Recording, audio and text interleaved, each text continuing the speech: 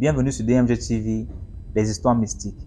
Si tu es nouveau sur la page, n'oublie pas de t'abonner, de laisser un commentaire, de liker et de partager. Si toi-même tu ne sais pas que tu veux raconter, fais-moi signe en commentaire. Nous sommes live sur TikTok les mercredis, les vendredis, dimanche à 20h. On poste une vidéo tous les jours sur YouTube à 12h. YouTube DMG TV. Ce qu'on fait, c'est pour sensibiliser. Donc, s'il vous plaît, laissez un commentaire, laissez un like et abonnez-vous. Voilà. Donc, écoutez attentivement, s'il vous plaît.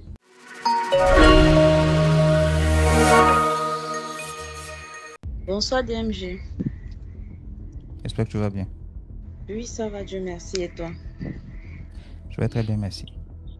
D'accord. Ce soir, je vais raconter l'histoire d'un forestier.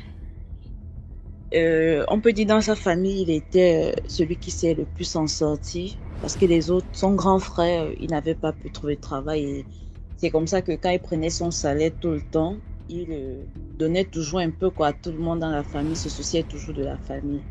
Mais bizarrement, son grand frère, tout le temps, quand ils se rencontraient, il l'insultait toujours genre, tu veux montrer trop quoi, que c'est toi qui as reçu dans la famille, tu veux montrer trop quoi, que c'est toi le big, qu'est-ce que tu veux nous montrer au fait? Mais il ne comprenait jamais l'attitude de son grand frère, malgré le fait qu'il le nourrissait, il lui donnait à manger. Au fait, il participait à ses besoins, mais il ne comprenait jamais l'attitude de son grand frère. Jusqu'à ce qu'une nuit, il dorme, et il fait un rêve où son grand frère il est en train de se disputer avec son grand frère et son grand frère est en train de manger son bras. Et il fait ce rêve-là, il se réveille en sursaut. Pour lui, il dit, bon, c'est juste un simple rêve et autres. Comment mon grand frère peut me manger le bras? Et il regarde son bras, tout allait bien, c'était bien, tout était normal. Il s'entête encore. Il dort encore une autre nuit, il fait encore le même rêve, là où son grand frère vient toujours manger son bras au fait. C'est comme ça, le lendemain, même quand il fait ce deuxième rêve, quand il va au travail, bizarrement, il ne sait pas qu'est-ce qui s'est passé avec leur machine là. Il a perdu son bras, donc la machine a coupé son bras. Et aujourd'hui, tu es forestier, si tu n'as pas de bras, qu'est-ce que tu peux faire? Donc, il se retrouve à la maison, il n'a plus de boulot et voilà comment l'avenir si je peux dire, d'une famille finit au fait parce que quoi, le grand frère était jaloux de son petit frère au point de manger son bras dans la sorcellerie, voilà. Donc, c'était ma petite histoire pour ce soir. C'est grave, hein? Ouais, c'est vraiment fort. On dit que c'est le chien que tu nourris qui te tue. C'est du ton propre grand frère. C'est quand même triste, mais bon, c'est nos réalités. Merci beaucoup pour l'histoire. Il n'y a pas de quoi. Voilà les commentaires, il connaît les gars d'ici là. Tu vas vraiment voir les commentaires. Alors, DMG, ces noms-là, c'est quoi? C'est Dominique ou quoi? Parce que j'entends toujours DMG, DMG. DMG. Oui. Ouais, c'est écrit là, tu vas voir en haut là, regarde-toi en haut là, tu vas voir en bas. Tu vas en bas là. Je vois. Dieu me guide. Ah, d'accord. Ah, c'était caché, hein, vraiment. Alors, comment tu vas? Je vais très bien et toi? Oui, ça va, merci. J'ai une histoire à conter. C'est celle de ma cousine, en fait. Ma cousine est une jeune dame qui est née en France. Elle y a grandi et puis elle a fait toutes ses études là.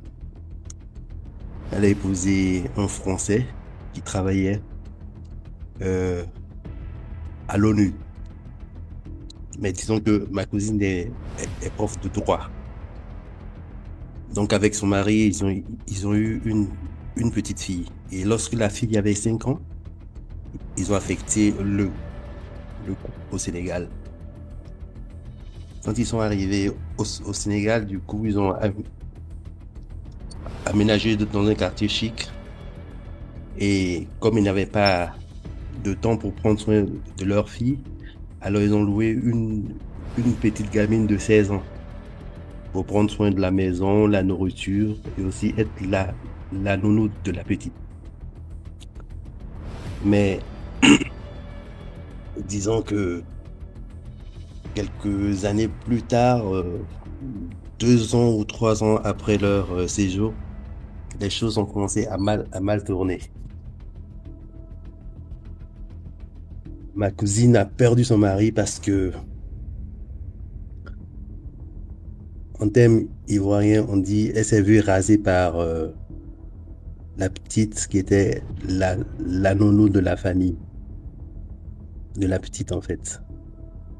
On ne sait pas ce qui s'est passé, mais un bon jour, elle vient, elle se rend compte que c'est maintenant la petite qui est devenue la femme du monsieur. Elle pouvait pas s'imaginer que ça pouvait lui arriver parce que elle s'est dit, mais tiens, vu le standing qu'ils avaient, c'est un monsieur intellectuel. Elle aussi, elle est intellectuelle, elle est prof de droit. Intelligente, le monsieur est intelligent. Mais comment est-ce arrivé que cette petite gamine de 16 ans, qui n'est pas du tout propre, qui n'a pas fait de grandes études, du coup devient la femme du monsieur? Ils ont beau fait pour raisonner ce monsieur, mais rien n'y fit. Il a dit non, que c'est cette petite qu'il veut, et c'est elle qu'il va épouser. Et pour finir, il a épousé la petite, et ma cousine est rentrée en France avec sa fille de 5 ans, tellement elle était découragée. Alors c'est pour dire en fait que il y a des choses qui se passent dans ce monde-là. Il y a beaucoup de choses qui se passent dans ce monde. Comment ça s'est passé? Par la nourriture, on ne saura le dire, mais j'ai appris qu'au Sénégal, c'est une culture. Quand les étrangers ils vont, ils ont la malchance de se retrouver avec, voilà, avec ce genre de choses-là en fait. Donc il faut être très, très attention. Merci beaucoup, Clark, pour l'histoire. De rien. Merci aussi à vous.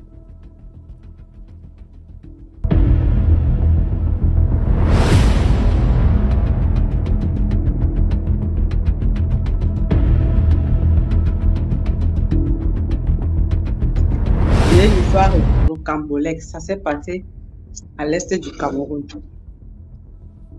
À l'est du Cameroun. À l'est du Cameroun, il y a beaucoup d'années aujourd'hui. J'étais encore gamine.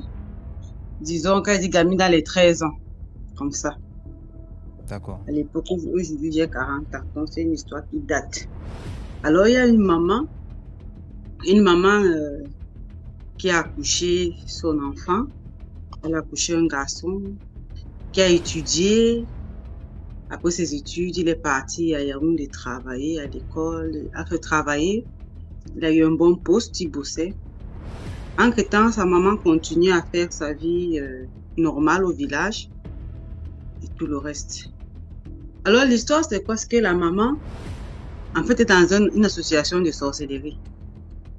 Une association de sorcellerie, une cotisation de sorcellerie. Chacun devait donner sa part d'enfant. Chacun devait cotiser. Dans la cotisation, c'est-à-dire que tu donnes ta part d'enfant. Il y avait des femmes avec beaucoup d'enfants, elles donnaient elles donnaient après ça partait, ça tournait quoi, comme la tontine, tout est dans les maisons là, ça te touche aujourd'hui, tu prends ta part, tu donnes selon ce que tu avais donné, mais c'est toi qui dois manger le cœur. Pour couper en fait, c'est toi qui dois finir quoi. Alors la maman était dans cette association puisqu'elle était sorcière. Bien évidemment, elle était sorcière. Et elle participait à cette réunion. Mais très intelligente, quand on cotisait, elle ne mangeait pas en fait les parties qu'on lui donnait. Et chaque fois que peut-être ça touchait une femme de ce village, elle prenait le morceau le morceau qu'on lui donnait. Si c'était le pied, elle prend le pied, pas garder dans la marmite de la sorcellerie. Parce que les sorcelleries ont dans le spirituel, ils ont leur monde. Donc, on lui donne la cuisse, elle prend la cuisse, elle pas garder dans la marmite. Et on lui donne aujourd'hui, c'est le pied, elle prend le pied, elle pas garder. On donne le bras, elle gardait en fait tous les morceaux qu'on lui donnait, elle gardait en fait. Elle gardait, elle ne mangeait pas. Maintenant, quand ça arrive, son tour de cotisation, ses amis voient, mais on avait attaché que, déjà dans cette association, on attachait ta mort ne venait pas en fait déjà suspectueux. Donc on peut suspecter que non, ici là, c'est mystique. Ils pouvaient attacher la mort. Donc c'est tout le mois de novembre en fait qui s'asseyent pour déterminer qui ils vont prendre au courant de l'année. Donc c'était une personne par année. Donc, ils essayent à partir du 20-22 novembre. Ils décident qu'ils vont commencer à prendre à partir de janvier, la chèvre de janvier. Janvier jusqu'à la fin de l'année. Chacun donne sa date. Alors, on avait donc attaché l'enfant de la femme là au mois de décembre. Décembre, la maman entre en brousse. Elle entre en brousse, elle ne dit rien à ses collaboratrices. Elle entre en brousse, elle ne dit rien, mais les gars, mais maman, on attend déjà à la réunion. C'est quand la date que tu dois attacher pour que nous on veut le truc. C'est la maman n'est même pas là, elle est partie, elle a fait ça, elle est partie. Et alors la présidente de l'association qui a dit que ça va pas se passer comme ça, elle veut nous lober. Elle veut nous lober. Comment c'est fait que nous, on fait tout ce temps, ça arrive notre son tour, elle part au campement. Parce que généralement, les femmes partent au campement, elles partent chercher les vivres. D'autres femmes font souvent les champs en plein cœur de la forêt. Elles ressortent seulement pendant les fêtes. Donc la maman est partie. La présidente de l'association dit que ça va pas se passer comme ça. Ça ne peut pas se passer comme ça. Il va falloir qu'on fasse quelque chose. Ils ont fait les trucs traditionnels. Ils ont fait l'appel. Et vous savez, un peu à l'est de Cameroun, il y a ce qu'on appelle l'appel. Tu es ta chose tranquillement, il y a un dans de faire tes choses. Tu entends seulement ton cœur veut partir au village. Mon cœur part au village. Mon cœur part au village. C'est comme ça donc que les femmes là s'asseyent. Elles appellent le fils de la dame en fait. Elles font des pratiques, elles appellent. Le gars, elle, sa chose à Yaoundé, il dit que, mais, tu fais même comment avec l'histoire, c'est comment ma maman me manque, je descends. Le gars descend au village. Dès qu'il arrive au village, bam, c'est comme ça que, le même jour qu'il arrive, le soir, comme ça, là, le gars a déjà le palu. Le palu a commencé. Le gars commence à grelotter. Ses petits cousins, cousines et tout qui vivaient avec la maman là, c'est le fils unique en effet. C'est comme ça que le gars tombe, pim, il entre dans le coma. Ce n'est plus le coma.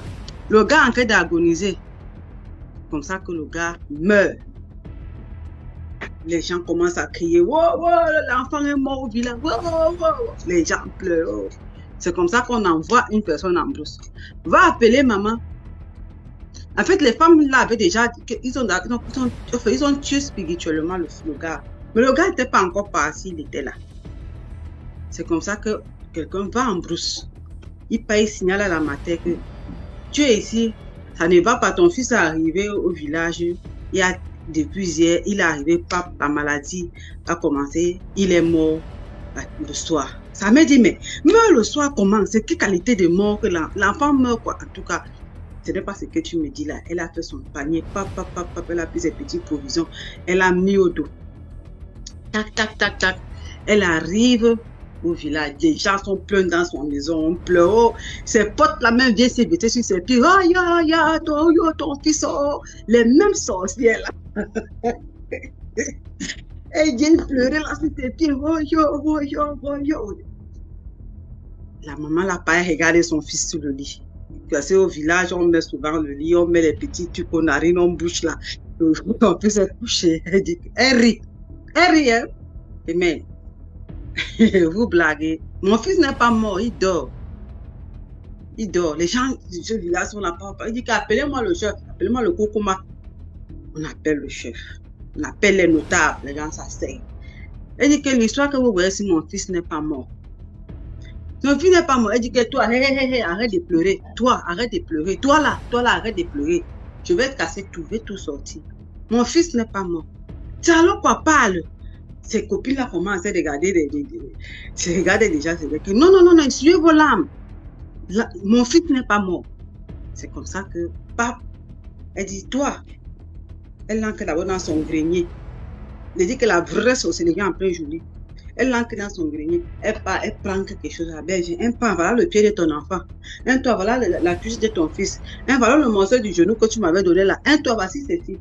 Elle remettait chacune ce morceau. Elle dit que venez donc remettre mon enfant. Parce que je ne mange pas son cœur. Tout le village. Parce que c'est elle qui va manger le corps pour que le fils part. Parce que je ne mange pas mon fils. C'est là où donc, chaque dans les villages, il y a souvent des guérisseurs et tout. Elles ont mis les mamans là, assises là comme ça. Il y avait toujours un vieux papa, le plus soulard du village là. Il est là-dedans. Tu vois, dans le village, quelqu'un qui est sous là. Il dit, ah, ne me touchez pas. J'avais dit la fête que ne touchez pas l'enfance là. J'avais dit la fête, on ne m'a pas compris, on a dit que j'étais sous. Moi, je suis le Tinda des sorciers de ce village. C'est comme ça que papa, les mamans là, étant assises où elles étaient là, spirituellement, mystiquement, elles se sont levées. Aller chercher les remèdes. Étant assises là, on voit comment l'enfant tousse sur le lit. L'enfant, les gens vont, oh, le village, les gens crient. La maman dit que ce n'est pas fini, ce n'est pas fini. Entrez en brousse, levez-vous maintenant, physiquement. Entrez en brousse. Entrez en brousse. Levez-vous. Allez chercher les herbes. Vous venez finir ce que vous avez commencé. Je ne mange pas le cœur de mon enfant. Je n'ai pas goûté, même lécher le sang qui coulait sur un de vos enfants. Vous tuez mon enfant derrière mon dos. Ça va passer comme ça. C'est comme ça donc. Ça s'est passé, le village était en ébullition. C'est là où on a su que les gens, on attache les gens, tous les noirs dans le village. C'est là où on a su. Le gars, dès qu'il est sorti de là, il est directement parti. C'est qui sauve en fait le gars, c'est qu'un, il est d'abord très croyant. Il était parti en ville comme ça. Il priait beaucoup. Il est entré dans des cellules de prière et tout. Donc ce qui s'est passé, c'est que d'une part, la prière l'a sauvé aussi.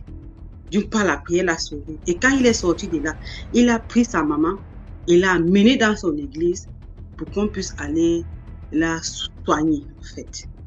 Soigner sa mère. Déjà, elle peut avoir un suivi spirituel. Généralement, à l'Est Cameroun, il y a une cérémonie qu'on fait souvent, qu'on dit on casse les pieds aux sorciers, en fait. Une cérémonie traditionnelle, on dit on casse les pieds aux sorciers pour que les sorciers n'agissent plus. En fait, on voulait pratiquer ça sur sa mère. Il a dit que je vais amener ma mère dans une église, on va la suivre spirituellement et tout. En fait, ici, là, ce que je vais sortir, c'est que il y a une fille qui a raconté l'histoire de qu'on a mangé le pied de son frère et tout. La sorcellerie n'a pas la famille.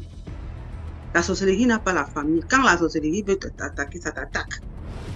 Cette mère-là, cet enfant, je ne sais pas, il y a quelque chose qui c'est sa prière qui a sauvé, puisque sa maman a confessé à son fils que je cherchais comment une manière depuis pour te tuer, je n'arrivais pas. C'est parce que tu pries beaucoup, qu'elle a dit à son fils. Tu pries beaucoup. Si tu n'étais pas tes prières, tu ne serais même pas revenu. Donc, en fait, c'est ça. C'est ce que je voulais partager avec vous. Et je reviendrai encore pour une autre histoire. Princesse, pour l'histoire. Il n'y a pas de quoi. Merci à vous aussi. Bonne soirée. Et à toi. Félix, c'est vrai, on a déjà écouté une histoire comme ça. Mais sauf qu'il ne faut pas qu'on oublie quelque chose, c'est que si quelqu'un raconte une histoire aujourd'hui et que en autre live, une autre personne vient raconter la même histoire, forcément il y aura des détails que peut-être le premier a omis de raconter. Et en plus, ça confirme aussi le fait que l'histoire est une vraie histoire, tu vois un peu. Ça confirme tout ça. Ça veut dire que quelque part, l'histoire là, il y a un fond de vérité. Si une personne, 2, 3, 4, 5 personnes disent la même chose, c'est quelque part, il y a un fond de vérité. Après, toi et moi, on peut regarder un accident. C'est-à-dire qu'en live, on est là devant on est assis quelque part, on va prendre une bière, et puis un accident devant nous se passe là. Ce qui est sûr, c'est que si on te pose ta question à toi, qu'est-ce qui s'est passé? Tu vas raconter l'accident là selon ton angle de vue. Et moi, je vais raconter l'accident là selon mon angle de vue. On n'aura jamais le même. On aura le même accident là, mais on aura deux façons différentes de raconter l'histoire. Phoenix, non, t'inquiète pas, il n'y a rien. Je n'ai pas la seule à avoir parlé de ça. Hein, Phoenix, c'est pas. Non, il n'y a rien. Je veux juste apporter un point sur tout le live en fait. Parce que je sais qu'il y a des gens qui pensent aussi qui disent aussi comme toi, c'est vrai. On va raconter l'histoire là, mais on aura des points, tu vas peut-être oublier de dire quelque chose, et moi aussi je vais oublier de dire quelque chose, et après quand on va jouer nos deux versions, on va trouver ça et ça et ça et ça. Pour les chrétiens, vous savez, quand vous écoutez l'évangile les différents évangiles, vous allez comprendre que quelque part il y a les petits points qui ont changé, parce que le récit il a raconté l'histoire selon ce qu'il a vécu, il aura raconté selon ce qu'il a vécu. Forcément il y a maintenant les points de différence là, et tout. C'est pour les chrétiens, je ne sais pas encore de dire que bon.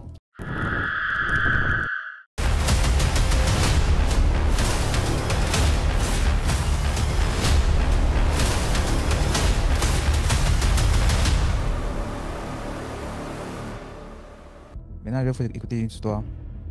Une histoire de... Comment envoyer sur WhatsApp.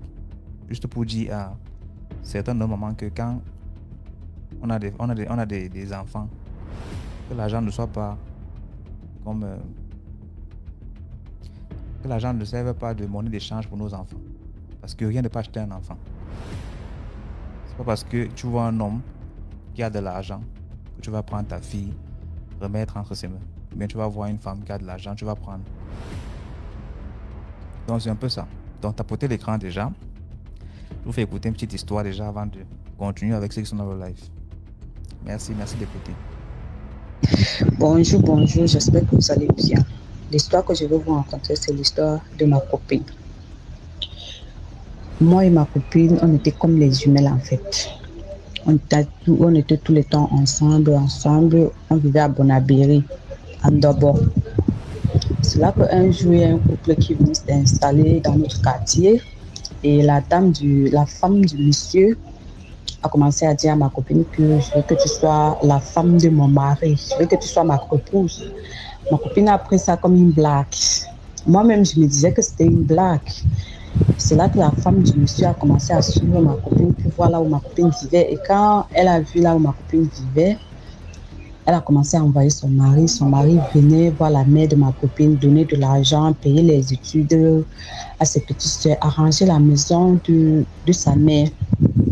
Et c'est là qu'un jour, le monsieur dit que j'aimerais épouser votre fille parce que votre fille me plaît bien. La mère dit ok, sans réfléchir. La mère dit ok, il n'y a pas de souci. Tu peux épouser ma fille. Tu es quelqu'un de bien, tu m'as beaucoup aidé. Le monsieur dit ok, il n'y a pas de souci. C'est là maintenant que la mère dit à ma copine que tu dois te marier. Donc elle explique les choses à ma copine. Puisque ma copine n'avait pas le choix, ma copine a accepté. Et quand ma copine a accepté, 1 mois plus tard, on a fait le mariage et ma copine est partie vivre chez son mari et sa épouse. 6 mois après, maintenant, ma copine revient voir sa mère. Ma copine dit à sa mère que depuis que je suis mariée au monsieur là, il ne m'a jamais touchée. Il ne vient jamais dans ma chambre. Je suis toujours seule dans la maison. La mère dit à ma copine que ne sois pas pressée. Peut-être que le monsieur attend le bon moment pour le faire. Ma copine dit ok, il n'y a pas de souci. Ma copine rentre maintenant chez son mari. 2 jours après, son mari vient dans sa chambre vers les 19h. Son mari lui dit après toi, on va passer la nuit ensemble aujourd'hui. Ma copine était contente qu'enfin son mari va dormir avec elle. Et c'est là maintenant que ma copine s'apprête tout. Elle attend son mari. Après maintenant, son mari revient dans sa chambre et dit à ma copine que ma copine doit entrer dans une autre chambre. Et quand ma copine entre dans une autre chambre, il trouve un cadavre là-bas couché au sol en fait. Le monsieur dit à ma copine que comme tu vas là, tu vas faire la nuit avec le cadavre là.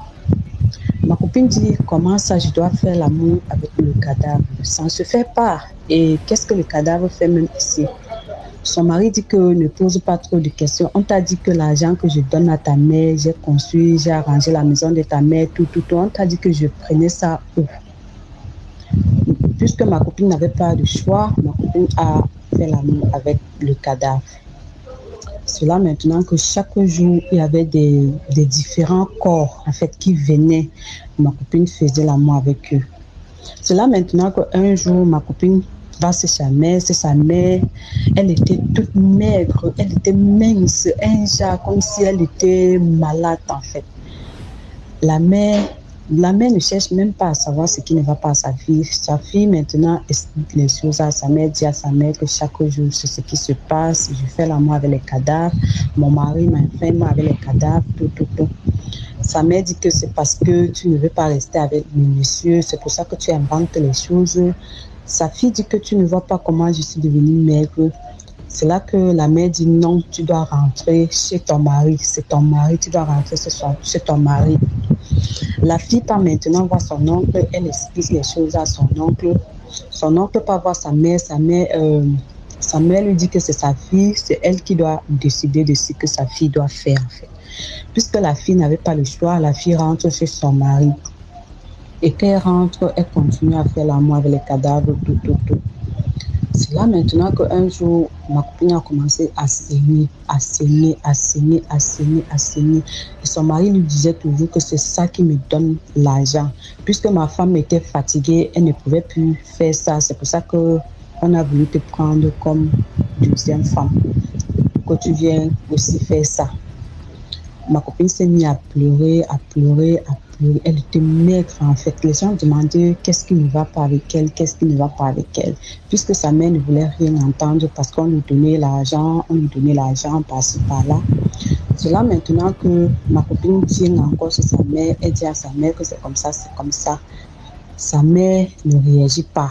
Sa mère l'a amenée à l'hôpital. J'ai même oublié ce qu'on avait dit là-bas à l'hôpital. La mère est rentrée. La mère dit encore à sa fille de rentrer chez son mari. Sa fille s'est mise à pleurer. Elle a fui. Elle est allée chez son oncle. Son oncle s'est mis à pleurer. Son oncle a dit qu'on doit aller chez les messieurs là pour voir ce qui ne va pas. Et c'est là que la mère de la fille et son oncle se rend chez le monsieur. Et quand on arrive chez le monsieur, on se rend compte que la maison est vide. Il n'y a personne dedans. La maison est complètement vide. Et c'est là maintenant qu'on toque la barrière, il y a un gardien qui ouvre. On dit qu'on cherche monsieur tel et madame tel. On dit que les gens là ont déménagé. Il n'y a plus personne ici. C'est là que les choses commencent. Après 30 minutes, la fille commence à tousser. Et au fur et à mesure qu'elle toussait, c'est le sang qui coulait en fait. Et le sang coulait sur elle, sur son nez, partout sur elle. Il y avait le sang qui coulait. On a pris un taxi maintenant pour l'amener à l'hôpital urgemment. Et quand on est arrivé en route, on a trouvé un taxi, on était en train d'aller à l'hôpital. Et c'est là que la fille a commencé à parler. La fille a dit à sa mère que je t'ai bien dit ce qui se passait sur moi. Mais comme tu étais aveugle parce qu'on te donnait beaucoup d'argent, voilà que je vais perdre ma vie comme ça. Et c'est de ta faute en fait. Son oncle, nous tous, on était en train de pleurer. Tout. C'est là maintenant que la fille commence à pleurer, à tousser, le sang coulait, la mère pleurait, la mère commençait à répéter, tout. Après 15 minutes, la fille est morte. On a amené la fille à la morgue et quand on est allé retirer la fille à la morgue pour aller l'enterrer, toutes ses parties intimes avaient disparu. Son cœur, donc ses parties intimes, son cœur, tout avait disparu. Ma copine était là, vide comme quoi, je te dis vrai. Et depuis le jour là, sa mère est devenue folle. Jusqu'à aujourd'hui, on ne sait pas où se trouve la mère. Vraiment, il y a les mamans ici dehors que moi-même je ne comprends pas. Depuis le jour là jusqu'à aujourd'hui, à chaque fois que je pense à ma copine, ça me fait vraiment mal parce que c'est qu'elle a vécu. Voilà. Vous voyez un peu le genre de maman qu'on peut avoir. Et ça m'a vous dit que si on ne fait rien pour améliorer ces conditions-là, les mamans de 2026 là, 2030 là, ça va être le feu. Tellement le monde devient un genre de monde perdu où c'est le matériel qui définit qui on est. C'est-à-dire qu'une fois va te dire, si tu n'as pas la voiture, tu ne m'intéresses pas. Un gars va te dire, si la fille là n'a pas une grosse fesse, elle ne m'intéresse pas. Donc, vous pensez qu'avec à l'allure où les choses vont là, est-ce qu'on va avoir les meilleures mamans? On n'aura pas les meilleures mamans, on aura des mamans qui seront juste là pour envoyer les femmes, pour envoyer les enfants aller faire des trucs pour ramener l'argent à la maison. Je vais voir une maman qui va dire à sa fille que comme tu sors là, ramène-moi le soya. Ramène-moi le soya. C'est un peu ça. Donc, et faisons l'effort d'être des meilleurs parents. N'allons pas induire nos enfants en erreur. Ça, c'est la bêtise. Bon, on continue dans le direct.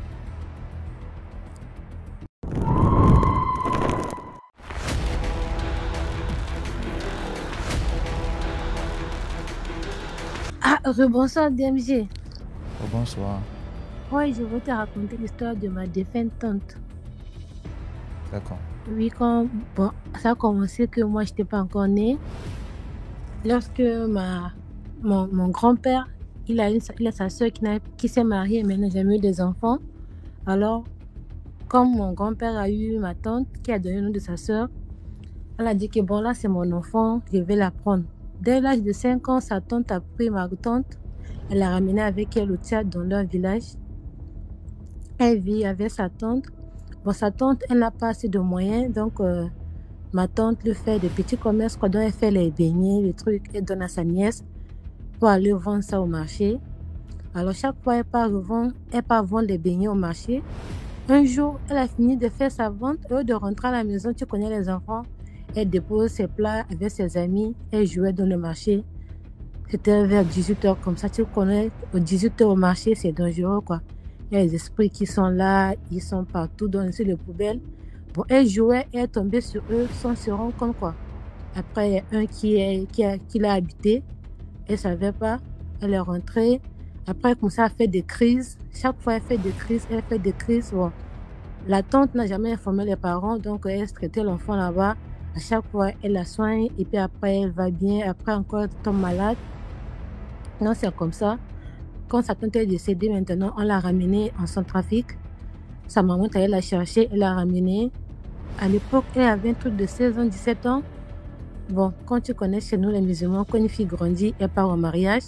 Les parents n'étaient pas au courant que leur fille était malade, était possédée. Alors, elle s'est mariée. Pendant le mariage, le jour de son mariage, pendant qu'on ramène les affaires du marié, la voiture a fait l'accident, tout est cassé. Tout ce qu'on avait payé pour la mariée était cassé. Mais les parents ont dit peut-être que c'est la voiture qui a eu l'accident. Ils n'ont pas considéré ça. Après, on a ramené la mariée chez elle et tout. La nuit, le monsieur, quand il dort avec sa femme, il avait 2 femmes. C'est elle la 3e. Mais quand il avait ces 2 autres femmes, là, il dort tranquillement la nuit. Mais s'il est avec ma tante, il se retrouve derrière la porte dehors. Il n'a jamais passé la nuit avec sa femme dans son lit. Chaque fois qu'il dort avec elle la nuit, son tour, il se retrouve derrière la porte, parfois avec le bleu sur le corps. Mais la porte est fermée, mais il se retrouve derrière la porte. Il ne comprenait rien mais qu'est-ce qui se passe? Alors il part raconter à ma belle-mère à ma grand-mère que voilà, à chaque fois que je suis avec ta fille, je me retrouve derrière la porte. Tu connais les mamans. Elle a dit, donc tu veux dire quoi? Elle a commencé à bavarder, à faire des problèmes. Elle dit que je vais ramener ma fille à la maison. Je ne veux plus de ce mariage. Oh, elle a commencé à crier, d'abord, tu es un pauvre. Je ne veux même pas donner ma fille en mariage. C'est son père qui a donné le mariage, donc je ramène ma fille à la maison. Du coup, on a ramené la fille à la maison. Elle est restée des années. Elle ne s'est pas remariée, mais après, on a commencé à faire des crises. À chaque fois, les crises, quand ça commence, tu vois, elle sort, parfois c'est des habits, elle part, on part la chercher des jours. Toujours comme ça. À chaque fois, si un homme veut la marier, elle fait des crises. Bon, on est là. Ses frères disent que non, on va la laisser comme ça parce qu'à chaque fois, elle fait des crises, donc vous, on évite ça de mariage. Toujours ma même grand-mère là, elle part chercher un monsieur qui c'est un marabout qui vient la soigner. C'est un escroc. Parce qu'il sait qu'elle a beaucoup de frères qui ont de moyens, donc il vient qui va la soigner. La grand-mère dépensait l'argent et tout, dit qu'il soigne ma tante, mais il ne la soignait pas. Lui vient seulement à la maison, on lui prépare des bons plats, après, tout ça. Un jour, il dit qu'il veut la marier. Ses frères ont dit non, on ne veut pas la donner en mariage à ce monsieur qu'on ne connaît même pas ses origines. La grand-mère a dit non, voici même sa soeur qui vient de décéder, comment celle-là va mourir encore sans avoir des enfants et tout. La grand-mère bavardait. Bon, ses frères ont dit, ok, elle-même disait qu'elle veut mourir comme ma soeur sans avoir des enfants. Elle a commencé à parler. Bon, on a accepté. Ses frères, ma mère a dit à mon papa que tu vois, comme vous avez moyen pour aider votre soeur, la donner là au mariage, comme ça, même ce mari ne peut rien faire pour elle, vous pouvez la soutenir. On a donné la fille au mariage. Lorsqu'elle est mariée, c'est ce escroc marabout là. Ils sont là bien, le mari ne fout rien, il ne rationne même pas. C'est la grand-mère qui fait tout. Tout ce que ses enfants lui donnent ici, elle n'a pas donné à sa fille. Après, elle est tombée enceinte. Parce qu'elle est tombée enceinte, là, la folie a commencé. Elle n'a jamais même fait la crise comme pour celle-là, la dernière fois là. Elle a fait la crise que ça ne va pas. Le mari marabout, même là, il a fui. Il ne peut rien faire, quoi. Il a ramené à la maison chez sa mère pour dire que non, moi, cette fois-ci, ça m'a dépassé. Il faut qu'elle reste ici. Quand elle va accoucher, on va voir ce qu'on peut faire. Elle est restée. elle a accouché. Un jour, moi, elle a accouché, elle était chez ma grand-mère. Moi, j'étais encore en classe de terminale. Je rentrais de l'école, j'ai vu les gens sont rassemblés sur une folle. Qui oui, la folle a un bébé.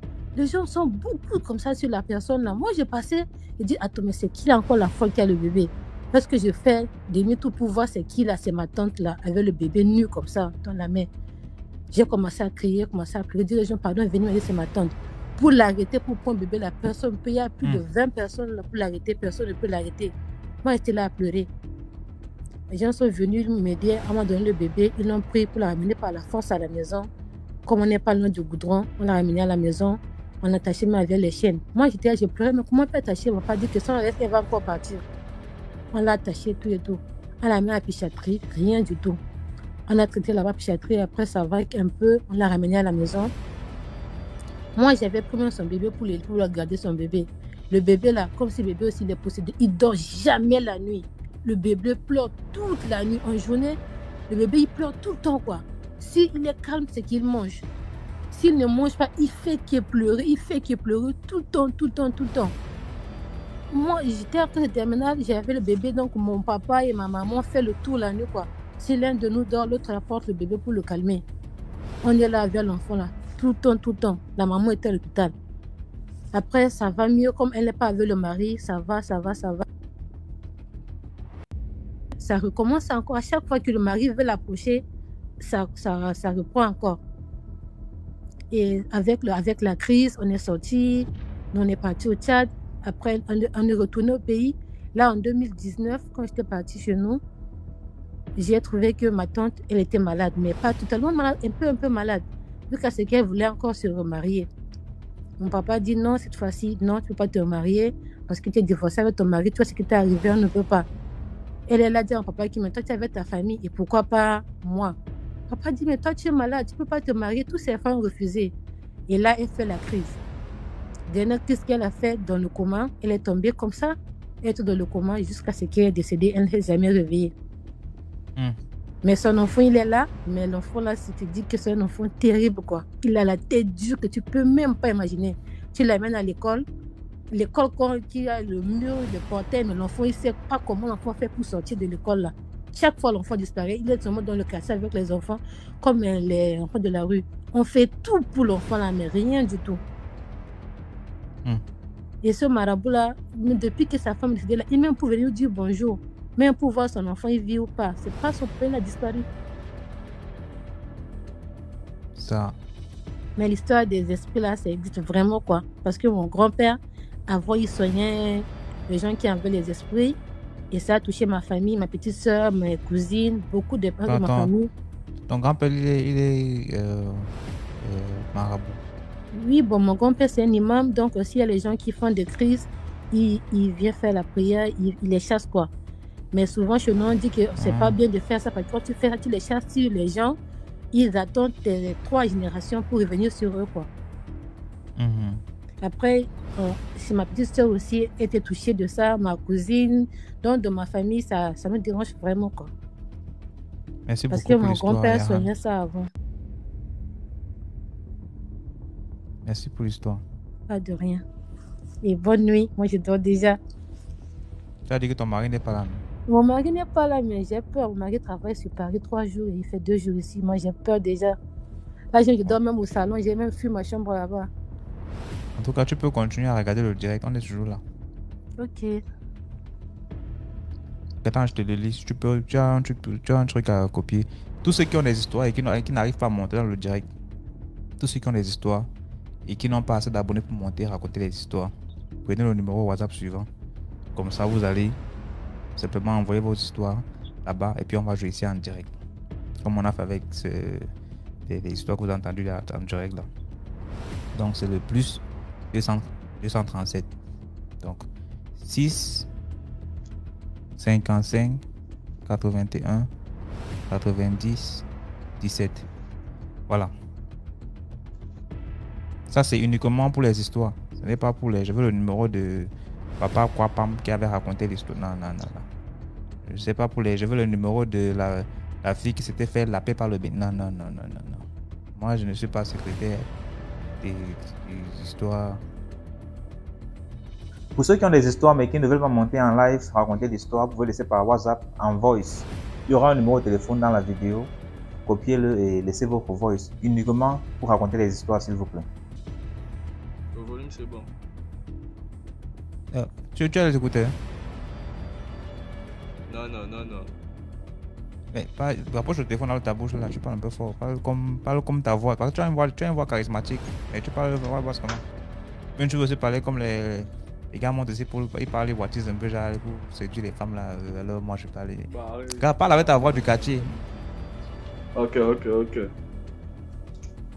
Je disais, mon histoire c'est un vécu. On était en famille, on veillait comme d'habitude, on veillait. Et ma tante est arrivée avec des mangues, elle nous a partagé, nous les enfants. On a commencé à... Ma mère est sortie, elle a dit qu'il vous a donné aussi tantine. Ouais, elle nous dit de jeter les mangues. Bon, puisque moi à l'époque j'étais un petit gourmand, tout le monde a jeté, moi j'ai caché ma mangue. J'ai commencé à manger comme tout le monde était distrait, j'ai sucé ma mangue en cachette. La nuit, je dors, j'ai mal au ventre. Oh, c'est comment j'ai mal au ventre, ça ne va pas machin. On m'amène à l'hôpital, on dit que l'enfant n'a rien. Mais on me donne des médicaments du ventre. Je prends, ça ne va pas. Une nuit, je dors, on entend le bruit sur la toiture. Chez nous, c'était l'Ombumba. Chez nous, l'Ombumba, c'est un gros serpent mystique au Gabon. C'est le serpent apparemment qui est rentré dans mon ventre, c'était un serpent. Donc ma mère m'amène chez un guérisseur. Chez le guérisseur, on voit que j'ai le serpent dans le ventre. Et c'était dû à la mangue. La mangue là, c'était un serpent que j'ai mangé. Donc j'ai passé près de 2 semaines chez le guérisseur. Il me donnait des potions, il faisait des sacrifices avec des poules. Et je me suis en sorti, ça va.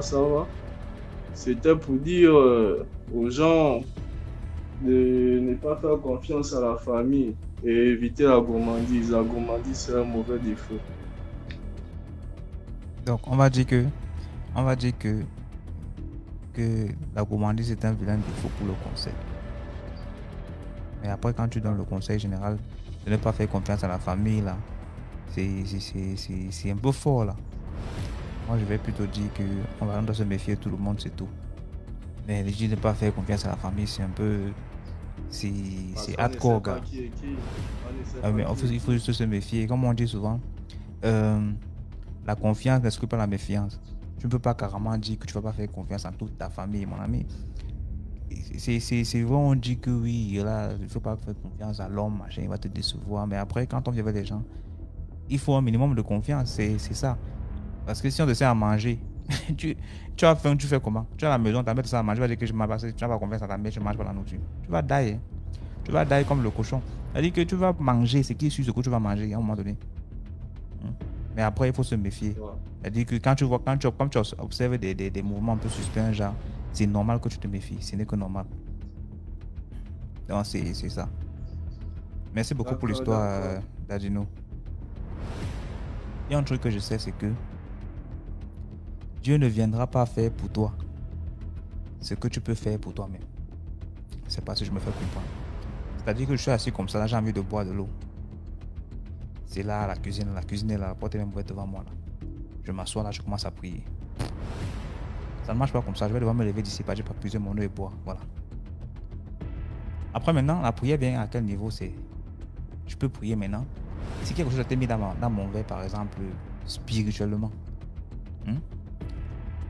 Là, maintenant, la prière va servir à quelque chose. Parce que, à ce moment-là, il y a quelque chose que je ne peux pas physiquement combattre.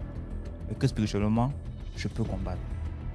Tout comme tu arrives dans un bar avec tes amis. Tu es là physiquement. Quelqu'un a pris la rate à chop die. Il met dans ton verre.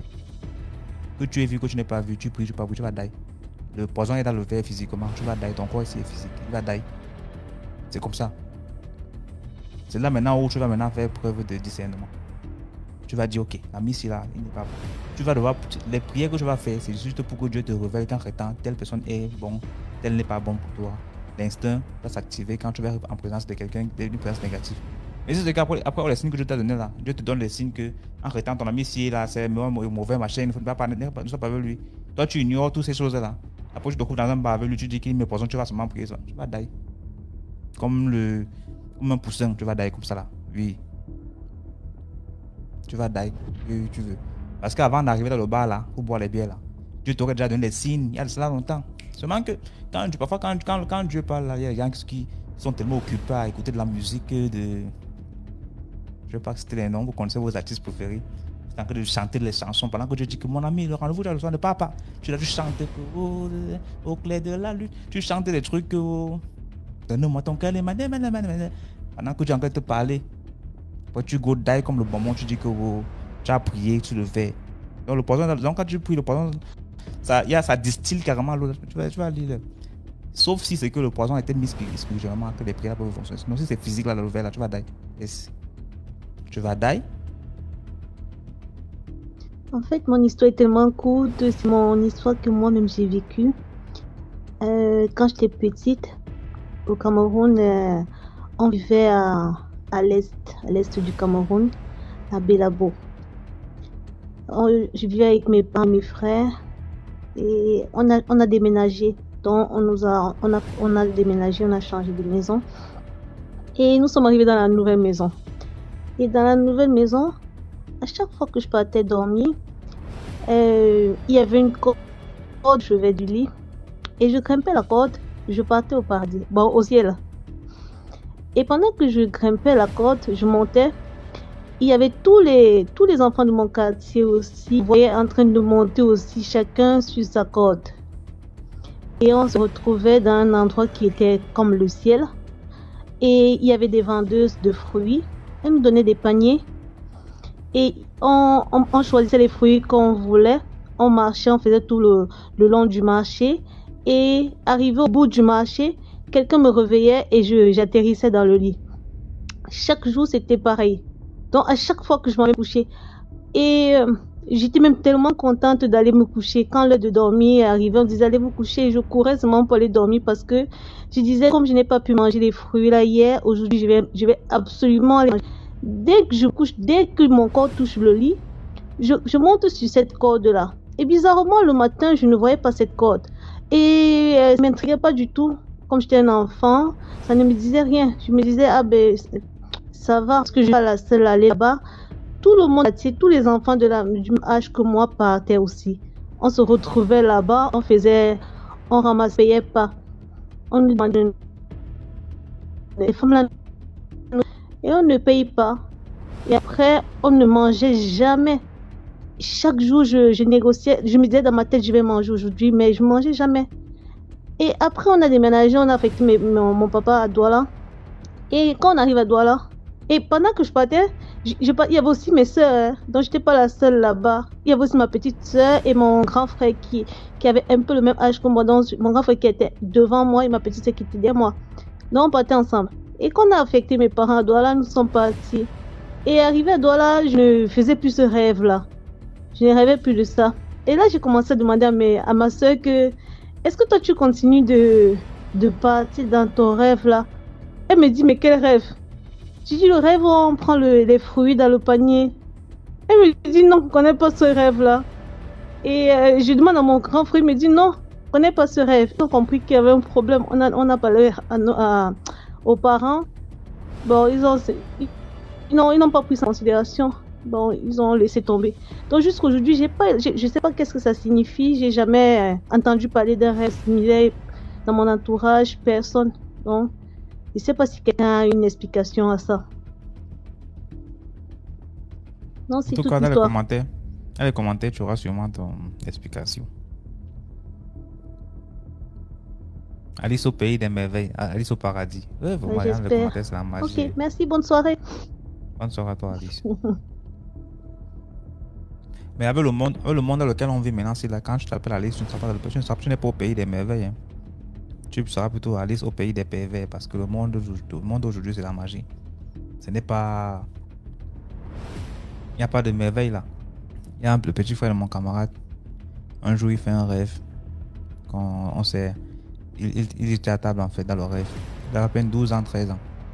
Maintenant, on sait sa part de nourriture, le spaghetti, le poulet, sauce tomate. Sauf que quand on sait, on ne met pas ni la cuillère ni la fourchette.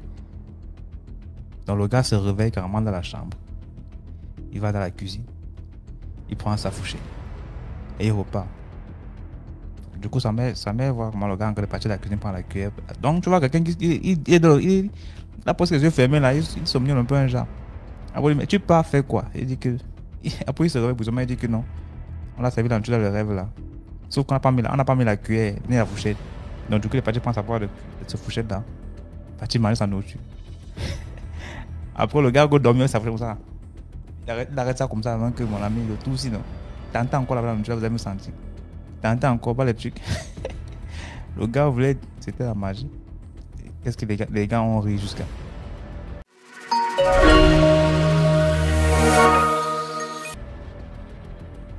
Bonsoir Rose. Bonsoir DMG.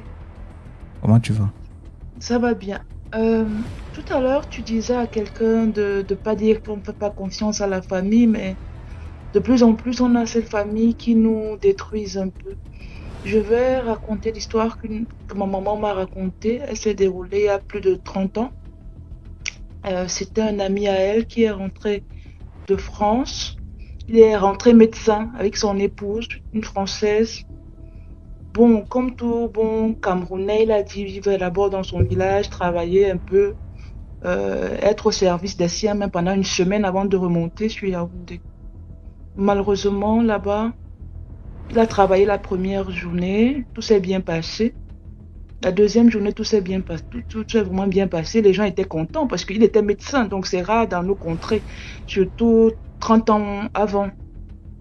La troisième journée, il a travaillé jusqu'à 13 heures. Il s'est senti fatigué. Il a dit aux gens de revenir vers 14 heures. Je ne sais pas si vous me suivez bien. Hein, donc voilà. Il a travaillé. Il leur a dit de revenir dans l'après-midi et qu'il était trop fatigué. Alors les gens viennent à 16 heures. Un enfant part le chercher pour lui dire, on te cherche quoi. Les malades sont là. Il ne se réveille pas. On cogne la porte où il dormait, il ne se réveille pas. Puis son père, qui était encore vivant, vient ouvrir la porte. Il trouve que son fils est passé, qu'il est décédé. Donc, dans notre coutume à nous, parce que moi je suis du centre, je suis Bassa, quand ça arrive comme ça, on dit non, c'est pas normal, quelqu'un en bonne santé, il ne peut pas passer comme ça. On cherche à savoir ce qui s'est passé. On a consulté les... Bon, je vais dire, chez nous on appelle les mbombok. Ailleurs, on dirait peut-être les mages, mais bon, chez nous, c'est les mbombok. On a consulté les mbombok pour savoir ce qui se passait. Alors, le mbombok dit à la maman du monsieur de parler, parce que c'est elle qui sait ce qui est arrivé à son fils. Et c'était, en passant, son seul garçon. C'était son seul garçon.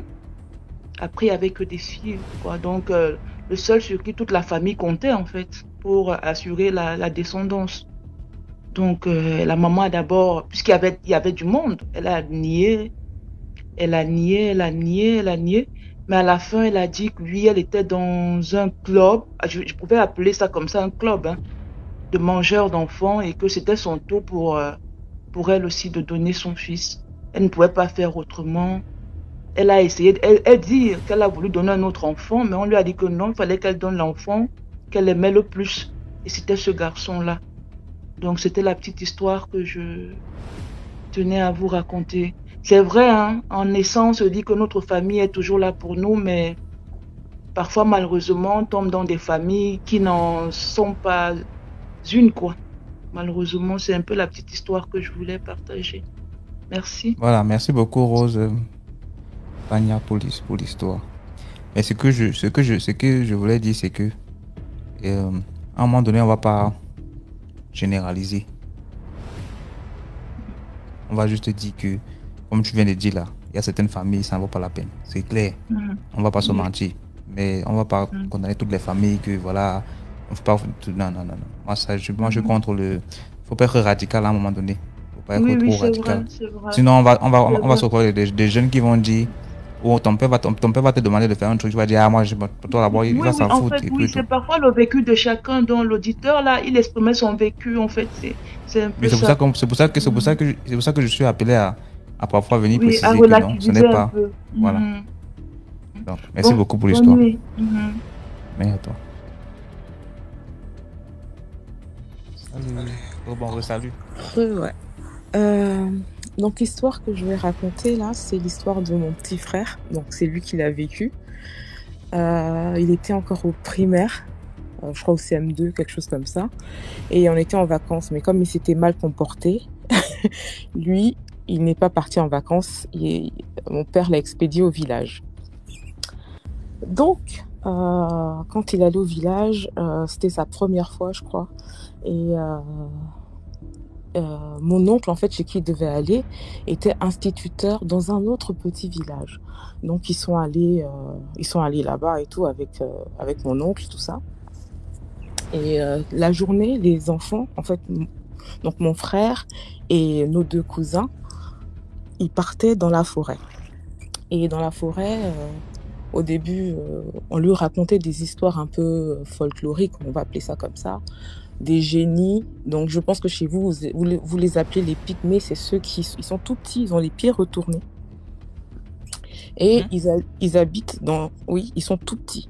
Ils ont de très longs cheveux et ils ont leurs pieds en fait est retourné. Leurs pieds regardent dans l'autre sens. Et ces entités-là en fait dorment dans de grands arbres, des fromagers. Je ne sais pas si vous avez ça chez vous, mais en Côte d'Ivoire, il y a des arbres qu'on appelle des fromagers. Ils sont vraiment très, très, très grands, très hauts. Et il y a des épines, en fait, sur ces arbres-là. Donc, il s'avère que ces génies-là, ces génies-là habitent, en fait, dans l'arbre ou sur l'arbre. Moi, je ne sais pas trop exactement. Et eux, ils partaient à la chasse parce que mon frère, on lui a raconté ça. Donc lui, vu qu'il ne croit pas, parce que nous, on a grandi en Europe et on était repartis en Côte d'Ivoire pendant un certain temps, le temps qu'on réaffecte nos parents. Donc lui, il croyait pas à ces histoires-là et tout. Pour lui, c'était du folklore. Donc il voulait voir. Donc nos cousins l'emmenaient dans la forêt à la chasse des génies. Et une fin d'après-midi comme ça, le soleil commençait à dormir, à se coucher en fait, et ils sont tombés sur une vieille femme dans la forêt qui leur a dit de rentrer à la maison. Mon petit frère, c'est un blanc dans la tête, donc lui, voilà, il s'en fout. Il est venu, il veut aller au bout de son truc. Et donc quand ils descendent, ses cousins disent, écoute, rentrons parce que il commence à faire nuit et tout, rentrons. Mon petit frère dit non, lui, il veut continuer, il veut trouver ses entités. Vous m'avez parlé de quelque chose, moi, je veux voir si c'est vrai. Ils disent, bon, demain, on revient. Et quand ils partent, donc la vieille femme, elle était là. Hein. Eux, ils ont laissé la vieille dame, ils sont partis. Et à l'orée de la forêt, ils retrouvent la même vieille dame qui leur a dit de sortir de la forêt et de rentrer à la maison. Donc déjà là, c'était un peu... Bon, mon frère, il a commencé un peu à paniquer et tout. Mais ça l'a motivé. Ça, c'est comme ça qu'il m'explique ça, en fait. Ça l'a motivé. Il s'est dit, non, c'est une sorcière ou c'est la gardienne de la forêt ou un truc comme ça. Et le lendemain, ils sont repartis et ils ont commencé ils ont fait des lance-pierres et tout. Et ils ont commencé à tirer dans les arbres n'importe comment et tout. Et quand ils ont commencé à tirer dans les arbres, mon frère me dit qu'il a vu un petit truc sauter et courir, et ils ont commencé à leur lancer des trucs pour les lapider eux, donc les trois garçons. Et en fait ça a été comme une guerre en fait. Eux ils lançaient des trucs et les génies leur lançaient, mais il fallait pas qu'ils se fassent toucher. Et malheureusement mon cousin a reçu un coup sur la tête. Donc ils ont pris mon cousin, ils sont rentrés à la maison, et mon frère il voulait revenir le lendemain encore pour pouvoir s'attaquer à ces entités-là.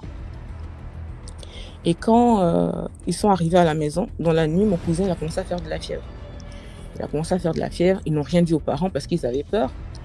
C'est là que mon frère explique à mon oncle que voilà, ils sont allés dans la forêt et ils ont trouvé En plus, c'était un vendredi. Chez nous, les vendredis, on ne va pas dans la forêt, déjà. Donc, ils sont allés un jour interdit. Ils sont allés dans la forêt et il n'a pas dit que ce sont eux qui ont commencé à provoquer des choses dans la forêt. Hein. Ils ont dit que il y avait des esprits qui leur lançaient des choses, en fait, qui leur lançaient des cailloux. Et il y a une des choses qui a tapé la tête de mon cousin. Donc mon oncle, il n'est pas trop dans les... Lui, il est venu enseigner là, en fait. Il n'habite pas là. Donc il n'est pas trop dans les traditions, il vient de la ville, lui. Donc il connaît pas ces choses-là. Donc ils sont allés à l'hôpital. À l'hôpital, il n'y avait rien. Ils n'ont rien trouvé. Et le lendemain, mon cousin est décédé. C'est lui qui avait reçu le coup, en fait, qu'on lui a lancé. Donc, mon frère a essayé d'expliquer, mais tu vois, comme c'était des enfants, ils étaient en primaire. Donc, je pense que leur parole n'a pas été prise au sérieux. Ils n'ont pas fait de recherche, parce que chez nous, quand on peut faire parler le cercueil, on peut faire parler le mort pour savoir qui t'a tué et tout, mais ça n'a pas été fait du tout, parce que mon oncle, il n'est pas dans ce genre de choses. Donc, il n'a pas voulu, il a dit, ok, il est mort, il a eu un palu et il est mort. Donc, c'est comme ça que mon cousin a été enterré. On s'est dit, il a le palu, et puis voilà. Mais c'est juste pour dire aussi que ça a été répété plusieurs fois. Quand on va quelque part, même si c'est chez nous, hein, même si c'est notre village, vous avez reçu un premier avertissement, sortez de là. Vous sortez de là. Déjà, la personne qui vous a prévenu a l'air bizarre. Vous l'avez laissée dans la forêt, vous venez la retrouver à la sortie de la forêt, et vous avez l'audace de retourner là-bas un autre jour, en plus un jour interdit, le jour où il ne faut pas rentrer dans la forêt, c'est là que vous retournez encore dans la forêt. C'est une violation, en fait, des règles du village, de ce campement-là, en fait. C'est une violation. Voilà. Donc, c'est à nous aussi de respecter ce qui est établi dans les lieux où nous nous rendons. Voilà. Nous ne devons pas faire les choses à notre... Je tiens à préciser aussi que chez nous, ici au Cameroun, quand on parle de pygmées, c'est pas les gens qui ont les pieds retournés. C'est quoi? C'est juste des personnes de petite taille. Ah, qui d'accord. vivent du côté de l'Est, Ah, si je ne me trompe pas. les pygmées, d'accord. C'est un peu comme un peuple. Voilà. Ah, c'est un peuple, d'accord, ok. Ouais. Pas... Comme au Gabon, là, les pygmées du Gabon, en fait. Voilà, justement. D'accord. C'est ok. pas... Je sais pas si ce que je veux parler plutôt on peut commencer des gnomes. Oui, c'est des gnomes. Ouais, Voilà. c'est des gnomes, en fait. Ouais, voilà. Donc, ouais, ils ont merci beaucoup pour l'histoire. Ok, merci. Salut.